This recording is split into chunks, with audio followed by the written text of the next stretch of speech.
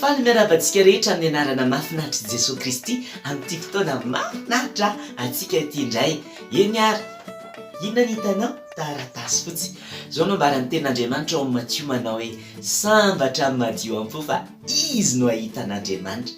Rehefa manana fo madio tsika dia afaka manakaiky an'Andriamanitra. Andriamanitra efa fantatsika fa tsy hita maso izy a.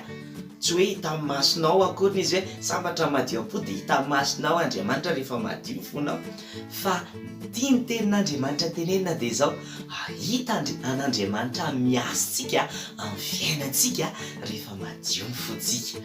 Ahita an'Andriamanitra mikarakara, mita, manasoa, mitantana ny fiainantsika, mitondra ny fiainantsika. Na tsy hita masontsika ary izy dia ho hitantsika amin'ny fiainantsika fa tena misy Andriamanitra.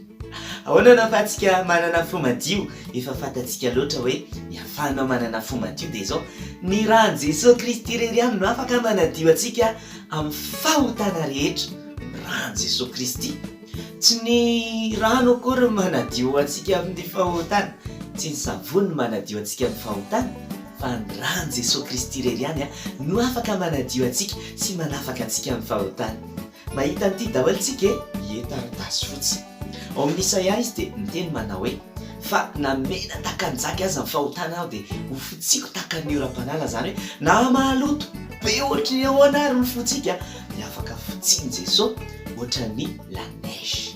Madio fotsy be zany la neige zany dia ran'ny Jesosy Kristy no afaka manadio antsika amin'ny fahotana. Zavatra mahafinaritra rehefa diovin' Jesosy amin'ny fahotana ny fotsika. Rehefa diovin' Jesosy amin'ny fahotana ny fotsika dia zavatra mahafinaritra dia zao lasa tranon'Andriamanitra tsika. Tanao, lasa tranon'Andriamanitra dia lasa mipetraka ao anatintsika Jesosy Kristy. Zany hoe ianao zany dia lasa hipetrahan'Andriamanitra, hipetrahan'i Jesosy, lasa trano ianao, lasa maison ianao, dia lasa tranon'Andriamanitra ianao dia izy mipetraka ao anatin'ny fonao ao. Fa ny zavatra mahafinaritra rehefa ao anatin'ny fonao Jesosy dia indray andro any rehefa maty ianao dia zao afaka miakatra mankany an-danitra. Inona rito raha ianao? Fusée. Ny fusée ve afaka mitondra antsika mankany an-danitra? Ohatra zany tsika rehefa manao fusée, fa ny fusée ve mitondra antsika mankany an-danitra? Tsy ny fusée mitondra antsika mankany an-danitra. Noho izany dia zao tapako ito elatra fusée ito fa tsy fusée mitondra antsika mankany an-danitra. Fa inona ary mitondra antsika mankany an-danitra? Jerenao tsara ane fa Jesosy Kristy no afaka hitondra antsika mankany an-danitra satria maty antsika teo amin'ny hazo fijaliana Jesosy Kristy. Ary ny famonjena nataon'i Jesosy Kristy teo amin'ny hazo fijaliana no hitondra anao any an-danitra. Rehefa maty zany ianao ka miaiky ny fahotanao ianao talohan'ny nahafatesanao, miaiky ianao fa mpanota talohan'ny nahafatesanao, miaiky ianao fa apiditra an' Jesosy am-ponao, miaiky ny famonjena nataon'i Jesosy teo amin'ny hazo fijaliana dia afaka ny tonga any an-danitra ianao rehefa maty.